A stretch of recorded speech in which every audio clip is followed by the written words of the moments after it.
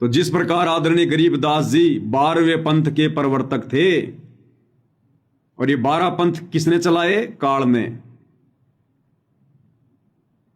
काल ने 12 पंथ चलाए।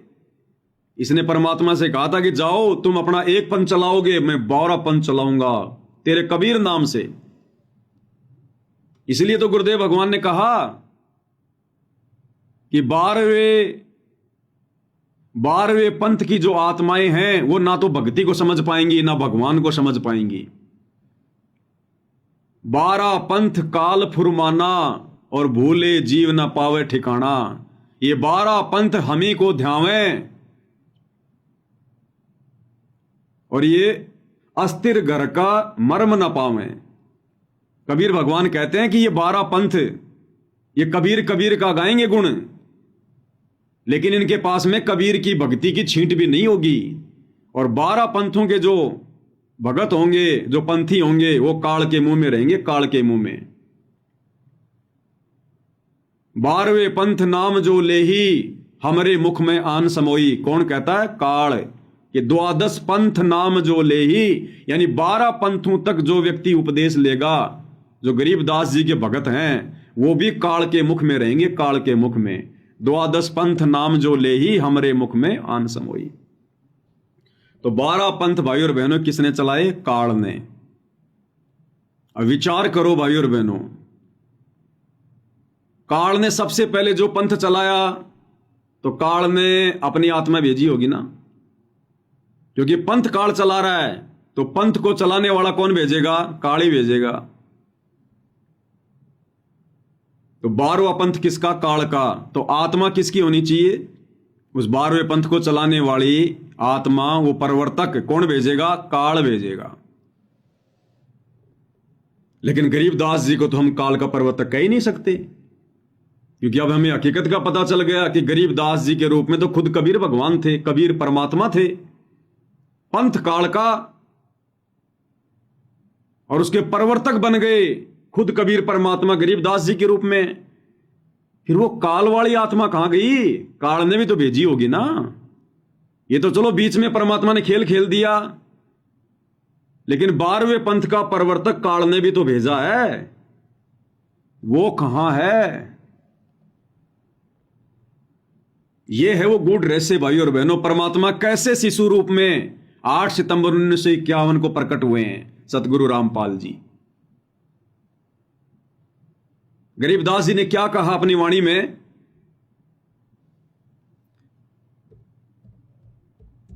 गरीबदास जी ने क्या कहा कि भाई ना तो कबीर जी मां से उत्पन्न हुए और ना हम मां के गर्भ में आए। इस पॉइंट को ध्यान रखना भाई और बहनों। सतगुरुदेव भगवान अपने मुख कमल से आदरणीय गरीबदास जी के विषय में बता रहे हैं, और क्या कह रहे हैं कि गरीबदास जी यहां कह रहे हैं कि ना तो कबीर जी मां से उत्पन्न हुए और भाई ना हम मां के गर्भ में आए। ध्यान से सुनिएगा। गरीबदास जी के कबीर साहब मां का पैदा नहीं हुए थे और ना हम गर्भ में आए भाई। शब्द स्वरूपी रूप हम। क्लियर? क्या कह रहे हैं परमात्मा गरीबदास जी के विषय में? कि गरीबदास जी कह रहे हैं कि ना तो कबीर साहिब मां से उत्पन्न हुए और भाई ना हम गर्भ में आए। तो गरीबदास जी अगर मां के गर्भ से उत्पन्न नहीं हुए, फिर कैसे उत्पन्न हुए? यही वो पॉइंट है जो हमें दृढ़ करेगा कि इसी विधि से वर्तमान में सतगुरु रामपाल जी, ये कबीर भगवान फिर से आए हैं।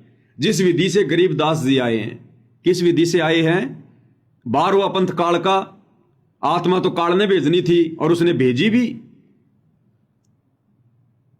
गरीबदास जी की जो मुंह बोली माता जी थी रानी देवी जी को जो गर्भ था 9 महीने, उस गर्भ में काल की आत्मा थी, काल की आत्मा। और उस आत्मा ने रानी देवी के गर्भ से जन्म भी लिया, उसने जन्म भी लिया। लेकिन समर्थ सतगुरुदेव भगवान ने स्वयं 12वें पंथ का प्रवर्तक बनना था, अपने ज्ञान का उजियारा करना था। तो जैसे ही रानी मां के गर्भ से वो काल के द्वारा भेजी गई 12वें पंथ को चलाने वाली आत्मा उत्पन्न हुई, गर्भ से बाहर आई, उस समय ये परमात्मा बेहोश कर देते हैं, निंद्रा में, गहरी निंद्रा में सुला देते हैं उस आत्मा को जो मां की भूमिका में होती है। और जो काल के द्वारा भेजी गई जो आत्मा आई थी, जो मां के गर्भ से वो जन्म लेकर, उसको परमेश्वर गौण कर देते हैं। ये तो सेकंडों का काम है भगवान का, चुटकियों का काम है परमात्मा को। उस आत्मा को परमात्मा गायब कर देते हैं। जैसे अब्राहिम सुल्तान जंगल में शिकार खेलने गया और पानी की भयंकर प्यास लग गई, हिरण के पीछे दौड़ लिया, मरने को हो गया। फिर उसने देखा कि एक बहुत सुंदर बाग है, बढ़िया तालाब में पानी है, एक बाबा जी है, 3 जो है कुत्ते लेके बैठा हुआ है।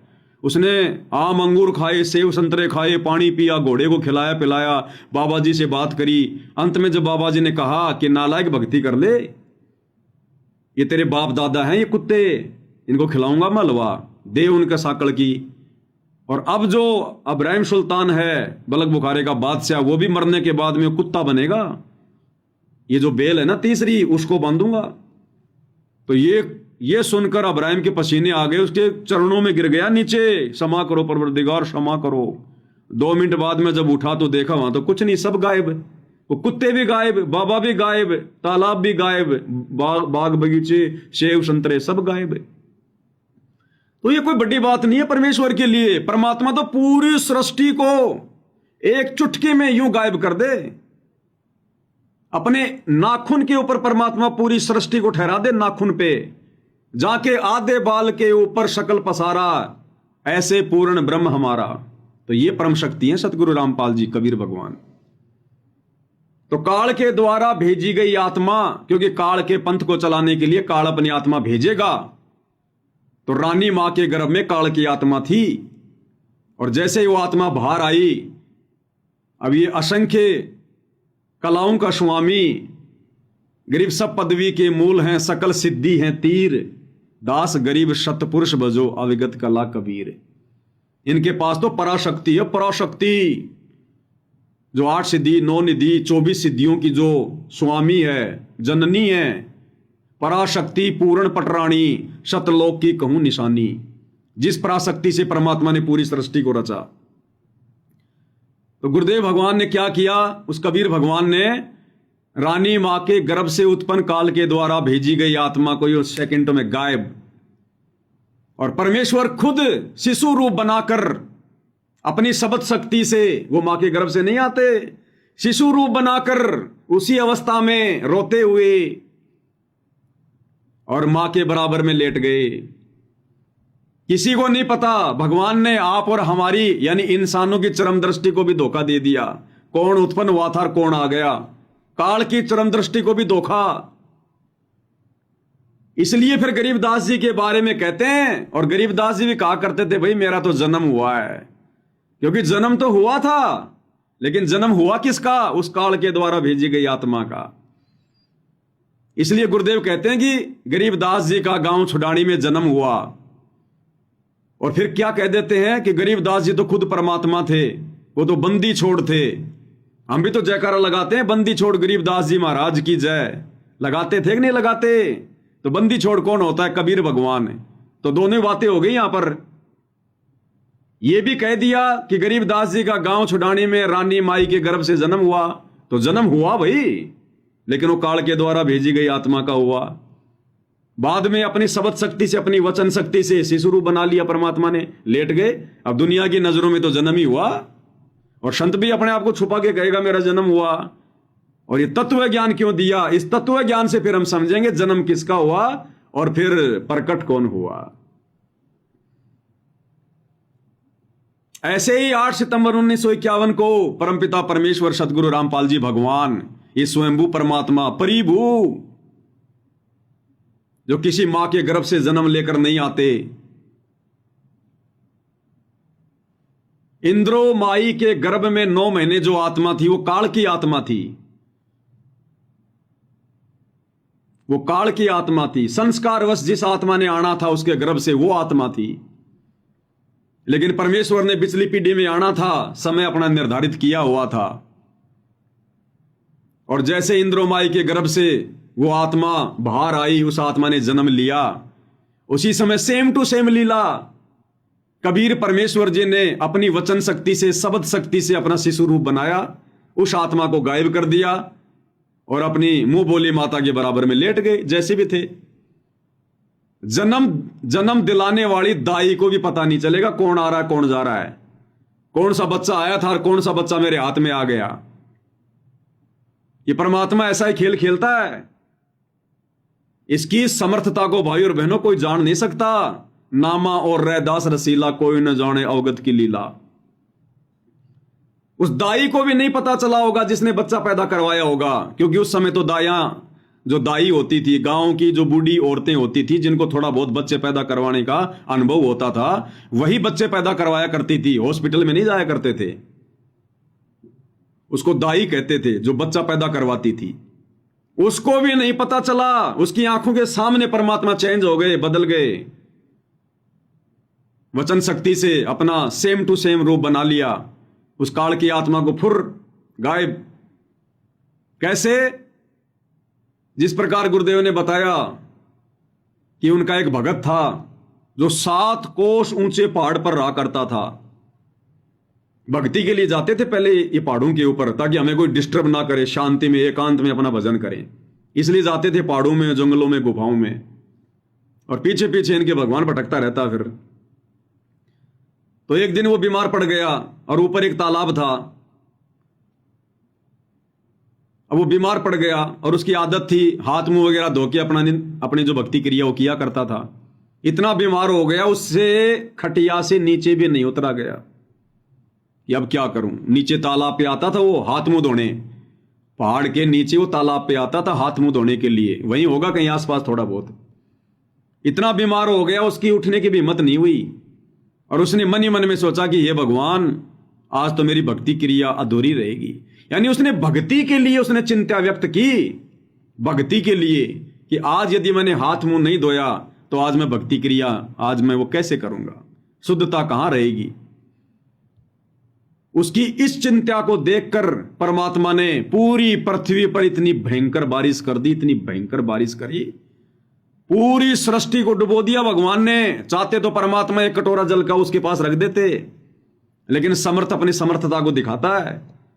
परमेश्वर ने पूरी पृथ्वी पर भयंकर मूसलाधार बारिश कर दी, पूरी पृथ्वी डूब गई, खेत खलिहान मकान सब, जीव जंतु पशु पक्षी स्त्री पुरुष सब डूब गए, पूरी सृष्टि नष्ट कर दी भगवान ने। और धीरे धीरे बरसात इतनी भयंकर हुई, कहीं बादल फट रहे हैं, कहीं बाढ़ आ रही है भयंकर।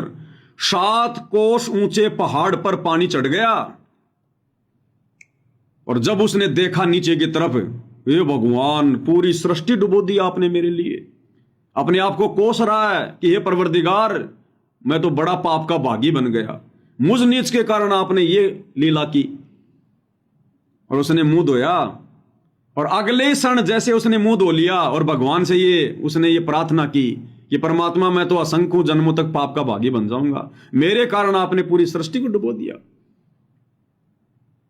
तुरंत परमात्मा ने ऐसा कर दिया कि जैसे बरसात हुई ही नहीं। जो व्यक्ति खेत में काम कर रहे थे, खेत में काम कर रहे हैं। जो व्यक्ति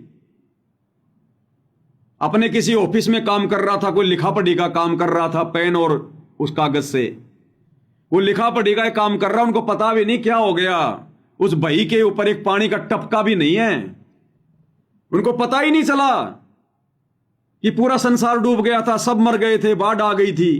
वो तो अपना काम कर रहे थे और भगवान ने लीला कर दी। ऐसे ही बच्चा उत्पन्न करवाने वाली उस औरत को भी नहीं पता चलता कि तेरे हाथ में कौन सा बच्चा आया था, कौन सा चला गया और फिर कौन सा आ गया। ऐसी लीला करता ये भगवान। भाई और बहनों,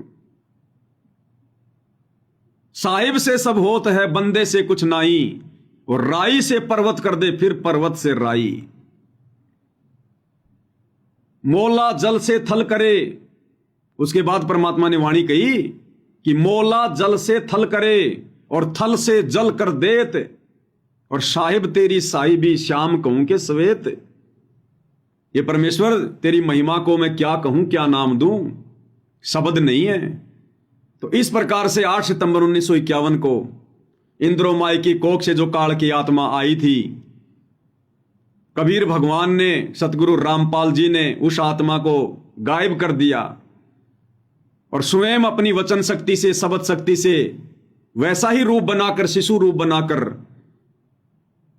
या तो दाई के हाथ में या फिर बराबर में लेट गए और कुछ नहीं पता चला कि कौन सा बच्चा क्या है, कौन सा बच्चा क्या नहीं है। इसलिए गुरुदेव भगवान ने अपने आप को छुपाते हुए कहते हैं, स्वयं कबीर भगवान स्वयंभू होते हुए, इस दास का जन्म किसान परिवार में हुआ, इस दास का जन्म किसान परिवार में हुआ। भाई जन्म हुआ है, लेकिन हुआ किसका? शिशु का। कौन शिशु? जो काल ने आत्मा भेजी थी। और फिर गुरुदेव कहते हैं आपने इस दास को परमात्मा मानना पड़ेगा। भैया परमात्मा जब मानेंगे जब आप में परमात्मा के गुण होंगे।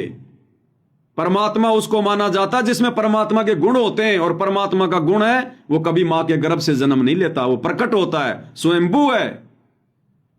इसलिए हम सत्सेवक भाई बहनों को गुरुदेव के आशीर्वाद से आज ये भेद समझ में आ रहे हैं। इसलिए हमारी आत्मा ने मान लिया, हमारे हृदय ने मान लिया कि परमेश्वर रामपाल जी का जन्म नहीं हुआ, ये स्वयंभू परमात्मा है, ये लीला चाहे कुछ भी करे। इसलिए हम 8 सितंबर से अपने गुरुदेव भगवान को परमात्मा मान रहे हैं, स्वयंभू। इनका जन्म नहीं हुआ, ये कोई कबीर जी की आत्मा वात्मा नहीं है, कोई संदेश वाक नहीं है, ये स्वयं सारी सृष्टि के पालक हैं। ये जो मर्जी लीला कर लें, कौन जाने इनकी लीला को। इनसे बढ़कर लीलाधर है कोई संसार में? ऐसे परमेश्वर खेल खेलते हैं भाई और बहनों। इसलिए हम भगत भाई बहनों ने, चाहे हमारे खुद के भगत भाई बहन कितना क्यों ना चीखें, कितना क्यों ना चिल्लाएं, हमने 650 साल पहले वाली गलती नहीं करनी है। उस समय के उन पंडितों ने, उन विद्वानों ने हमारे को जो बहका दिया कि कबीर जी अनपढ़ है, कबीर जी अनपढ़ है, और हमने मान लिया कि हां कबीर जी अनपढ़ है। ऐसे ही वर्तमान में ये लोग कह रहे हैं, हमारे ये गुरु भाई, ये कोऑर्डिनेटर गुरु का परिवार, कि गुरु जी का जन्म हुआ है, गुरु जी का जन्म हुआ है। अब हम नहीं मान सकते भाई, एक बार धोखा खा गए, दोबारा धोखा नहीं खाएंगे। अब पिछली बार तो उसको अनपढ़ कह के रिजेक्ट करवा दिया, अब की बार तुम उसको जन्म लिया और मान कर रिजेक्ट करवाओगे। अब की बार हम धोखा नहीं खाएंगे।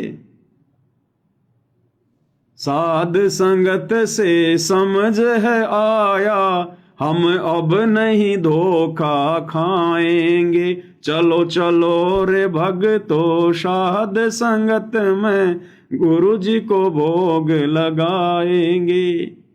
ये परमात्मा ने 2-2.5 साल पहले लिखवा दिया, जब दास हिसार जेल में बैठा हुआ था, कि साध संगत से भेद है पाया,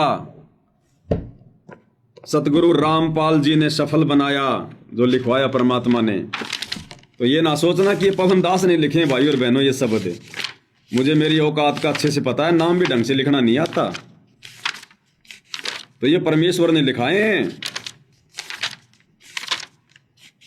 तो इसमें क्या लिखवाया परमात्मा ने?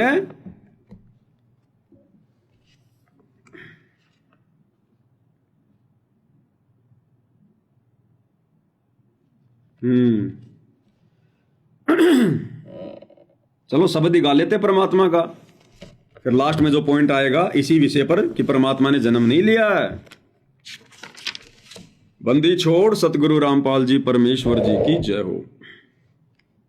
चलो चलो रे भगतो, साध संगत में गुरु जी को भोग लगाएंगे। चलो चलो रे भगतो, साध संगत में गुरु जी को भोग लगाएंगे। गुरु जी को भोग लगाएंगे, बंदी छोड़ को खूब रिझाएंगे।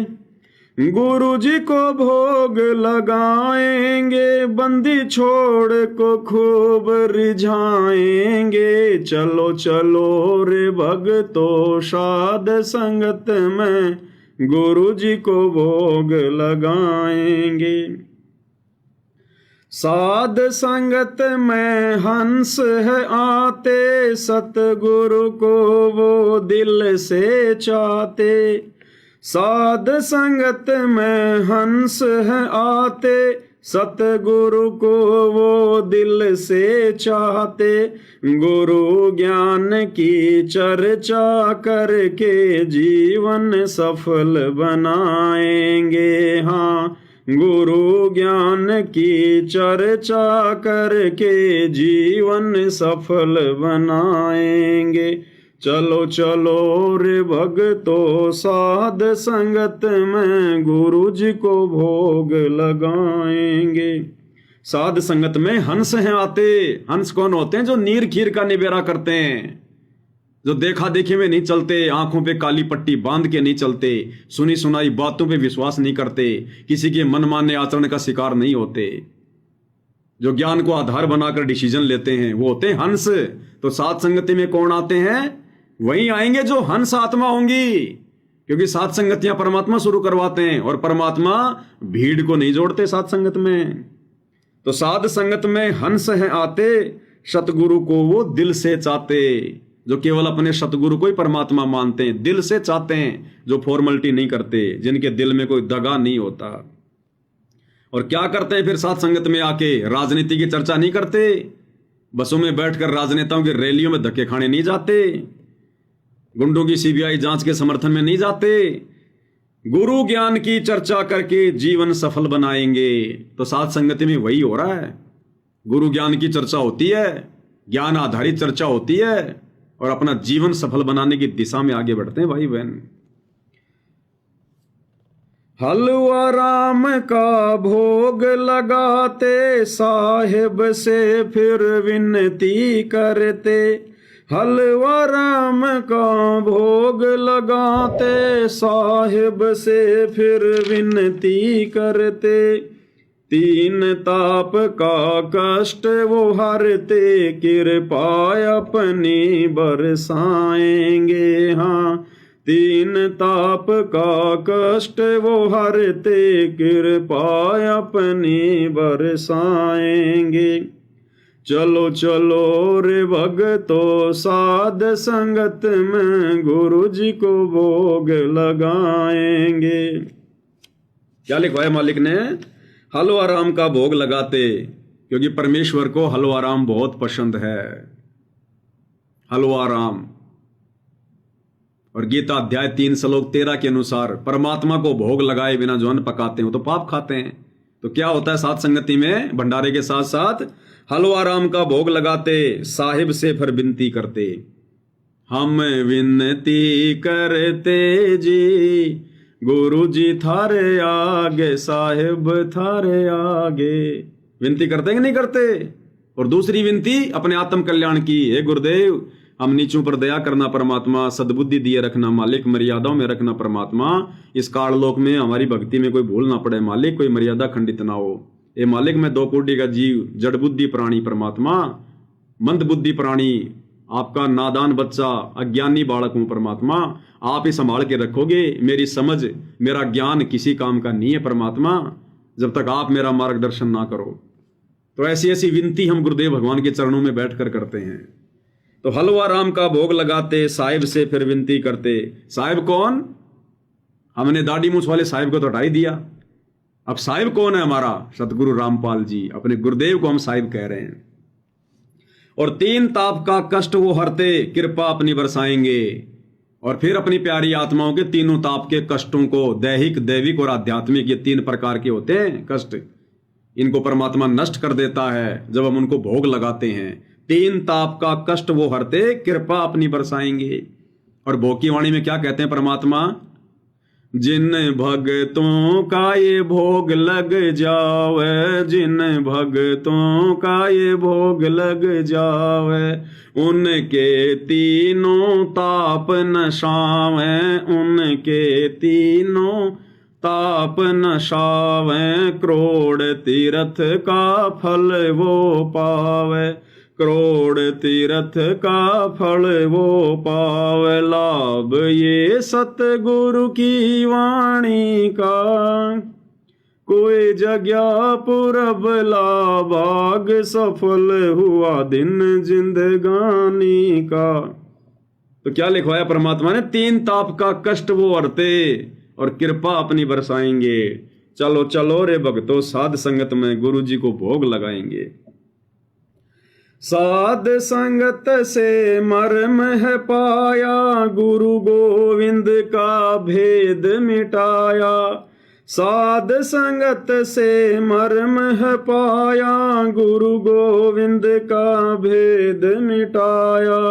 8 सितंबर पर कट वो हाया, हम सतगुरु दिवस मनाएंगे। हाँ 8 सितंबर पर कट हो आया, हम सतगुरु दिवस मनाएंगे। चलो चलो रे भक्तों साध संगत में गुरु जी को भोग लगाएंगे। साध संगत से मर्म है पाया और गुरु गोविंद का भेद मिटाया।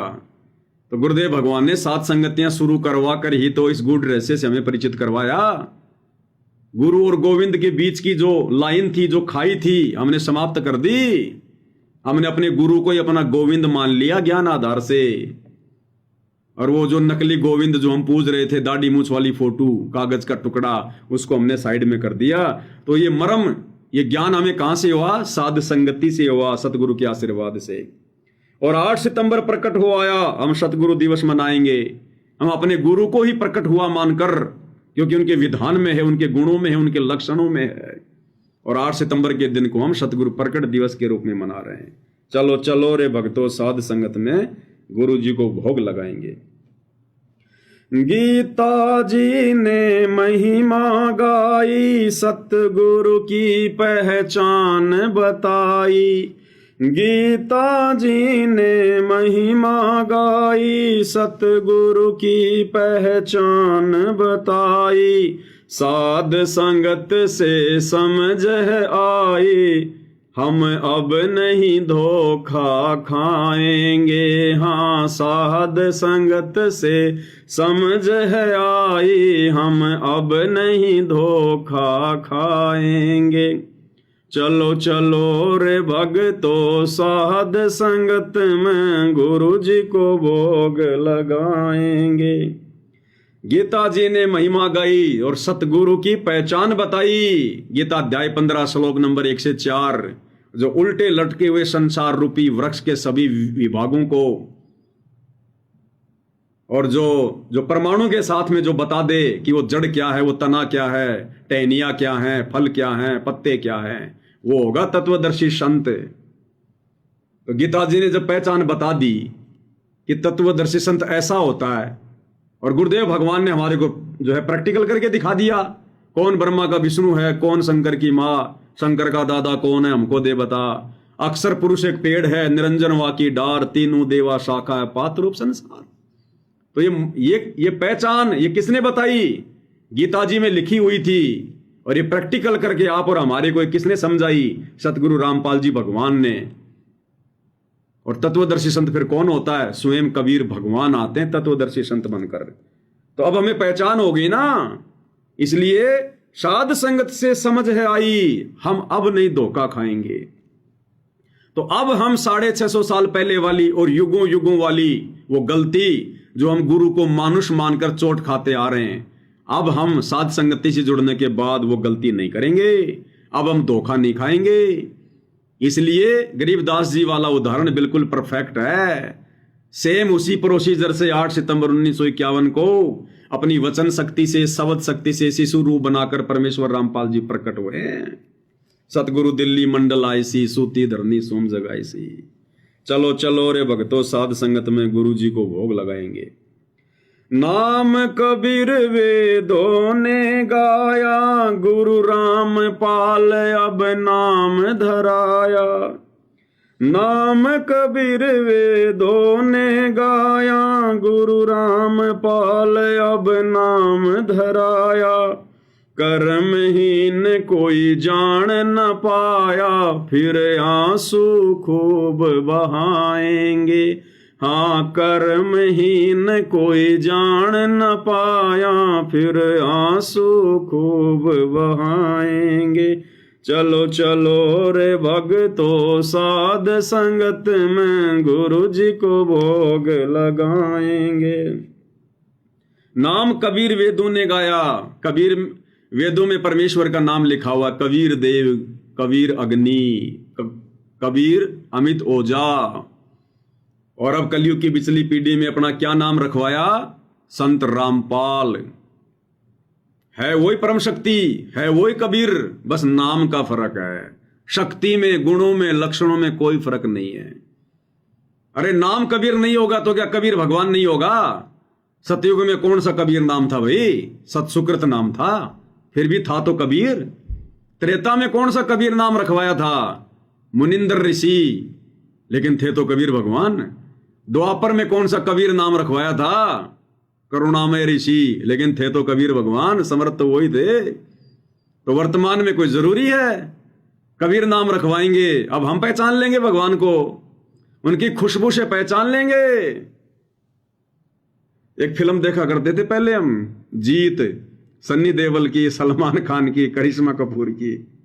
उसमें गाना आता था, वो जो हीरो है ना, हीरो सन्नी देओल, वो गाना गाता था उस करिश्मा कपूर के लिए कि तू धरती पर चाहे जहां भी रहे, तेरी खुशबू से तुझको पहचान लूंगा। तो जब बताओ ये बॉलीवुड वाले एक्टर हैं जिनके नाकों के अंदर रीट भरा होता है, गंदगी भरी होती है, इंसान से ज्यादा सूंघने की शक्ति तो जो है कुत्ते की होती है, और जब ये बॉलीवुड वाले कह रहे हैं कि तू धरती पे चाहे कहीं भी रहे, मैं तेरी खुशबू से पहचान लूंगा तेरे को, अपनी उस प्रेमिका को, वो प्रेमी भी मरेगा, वो प्रेमिका भी मरेगी, दोनों नश्वर। तो भाई और बहनों, हम आत्मा अमर और हमारा परमात्मा अमर जो धरती पर आ चुका है, तो क्या अब उनके द्वारा दिए गए ज्ञान से हम नहीं पहचान पाएंगे अपने भगवान को? तो अब वो भगवान चाहे किसी भी नाम से क्यों ना आए, धरती के किसी भी कोने पर क्यों ना आए, अब हम अपने गुरुदेव भगवान को इस तत्व ज्ञान रूपी इस खुशबू से पहचान लेंगे कि हाँ, ये तो वही मेरा भगवान है, मेरा परमात्मा है, मेरा पति परमेश्वर है, जो 650 साल पहले मैंने अपनी गलती से इसको छोड़ दिया था, मानुष मानकर, गुरु मानकर। तो आप पहचान लेंगे भगवान को, और पहचान लिया तो नाम कबीर वेदों ने गाया, गुरु रामपाल अब नाम धराया, और परमात्मा ने खुशबू छोड़ दी 650 साल पहले। भाई जल्दी ले ले नाम गुरु का, तुझे मनुष्य जन्म मिल जावेगा। रामपाल तेरा सतगुरु आके तन फिर भक्ति दर डावेगा, मन मान जा बुढ़ापा आवेगा। तो ये खुशबू छोड़ दी भगवान ने 650 साल पहले कि आगे चलकर मैं रामपाल नाम से आऊंगा। तो पहचान लिया ना हमने अब। तो बताओ फिर कहां दिक्कत आ गई? नाम कबीर वेदों ने गाया, गुरु रामपाल अब नाम धराया, और कर्महीन कोई जान ना पाया, फिर आंसू खूब आएंगे। कर्महीन कौन? ये संसार वाले नहीं, जगत वाले नहीं। अरे उपदेश लेने के बाद भी जो संगत वाले, जो अपने गुरु को मानुष मान रहे हैं, मां के गर्भ से जन्म लिया हुआ मान रहे हैं, वो है मुख्य, वो कर्महीन। जो सतगुरु के संगत में आकर भी, सतगुरु के चरणों में आकर भी, उपदेश लेकर भी, तत्व ज्ञान सुनकर भी जो अपने गुरु को नहीं पहचान पा रहे, वो है रियल में वो कर्महीन प्राणी। सकल पदार्थ है जगमाही, और कर्महीन जो है कोई जान ना पाई। तो कर्महीन कोई जान ना पाया, फिर आंसू खूब आएंगे। और सतगुरु के यहां से जाने के बाद में फिर गुरुजी कहते हैं मेरे जाने के बाद में फिर मेरी मंडी पूजेंगे, मंडी मेले भरेंगे, फिर क्या मिलेगा? यहाँ टट्टू मिलेगा। तो फिर आंसू बहाएंगे, फिर रोने के अलावा कुछ भी हाथ नहीं लगेगा। फिर चलो चलो रे भक्तों, साध संगत में गुरु जी को भोग लगाएंगे। तो ऐसी लीला करते हैं भाई और बहनों, इसलिए अब हम ये धोखा नहीं खाएंगे। परमेश्वर ने साध संगतियां इसीलिए शुरू करवाई है। अब हमने पहचान लिया अपने भगवान को, अपने परमात्मा को, हमने उनकी खुशबू पहचान ली है। अब ये खुशबू भाई हम कहीं बैठकर भी सूंघ लेंगे, अपने परवरदिगार को पहचान लेंगे। अब हम धोखा नहीं खाएंगे, जो धोखा हम युगों युगों से खाते आ रहे हैं। तो संगत वाले चाहे कितना जोर लगा लो, जगत वाले चाहे कितना जोर लगा लो, ये सूक्ष्म रूप में काल भगवान आके कितना जोर लगा लो, अपने एजेंटों से कितना जोर लगवा लो, कितना डराओ, कितना धमकाओ, कितना मार पिटाई करो, कुछ भी करो, जब हमारा भगवान गुरु रूप में आकर और हम नीचों को दुनिया भर की मार खा खाकर, जेल में बैठ बैठ कर यातना सहन कर करके भी नहीं भूल रहा, हमारे आत्म कल्याण के लिए दिन रात वो चिंतित है, तो हम नीचों का तो सबसे बड़ा स्वार्थ है आत्म कल्याण का। फिर हम छोटे मोटे दुखों में इन कष्टों को इनको प्राप्त करके हम अपने भगवान को कैसे भूल जाएंगे, हम कैसे छोड़ देंगे उनको? कतई नहीं छोड़ सकते। अब ये फाइनल गेम है, फाइनल गेम। ये मौका फिर बार बार नहीं मिलेगा, बार बार। तो भाई और बहनों, परमेश्वर की महिमा तो बहुत अथाह है। सात समुद्र की मसी करूं, लेखनी करूं बन राय, धरती का कागज करूं, गुरगुण लिखा न जाए। लेकिन आप और हम दो कोटि के जीव हैं भाई और बहनों। परमेश्वर की महिमा के साथ साथ भक्ति भी बहुत ज्यादा मायने रखेगी, क्योंकि जब तक दिन में कम से कम 2 घंटे सुमरण नहीं होंगे, कम से कम 1 घंटे सतनाम का या 1.5 घंटे सतनाम का और आधा घंटा प्रथम नाम का और तीनों समय की आरतियां, जब तक ये हमारी भक्ति वाली खुराक भी हम बराबर नहीं खाएंगे, तो ये अकेला ज्ञान और समझ भी ज्यादा लंबा नहीं चल पाएगी। इसलिए हमने भक्ति को बराबर रखना है, तभी हमारी बात बनेगी। तो सुमरण और भक्ति भी बहुत जरूरी है, हमारी मर्यादा भी बहुत जरूरी है। परमात्मा कहते हैं गाड़ी के चारों टायर जब तक ओके नहीं होंगे, गाड़ी चाहे 1 करोड़ की है, वो ढंग से नहीं चलेगी। चारों टायर बिल्कुल ओके होने चाहिए।